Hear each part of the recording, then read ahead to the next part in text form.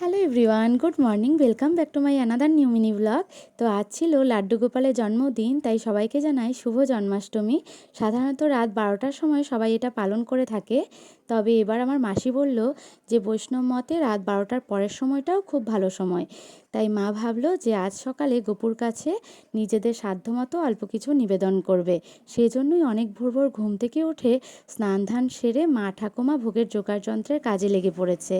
একে একে তালের বড়া, নাড়ু, লুচি, সুজি, তালের রস এসব তৈরি করছে। আর এদিকে আমাদের গোপুসোনাকে স্নান করিয়ে সুন্দর করে রেডি করানো হয়ে গেছে। আর আজ লাড্ডু গোপালের সঙ্গে সঙ্গে সব ঠাকুরকেই কত অপূর্ব দেখতে লাগছে, তাই না বলো বন্ধুরা? এখন ভোগগুলো একে একে সাজালেই পুজো শুরু হবে।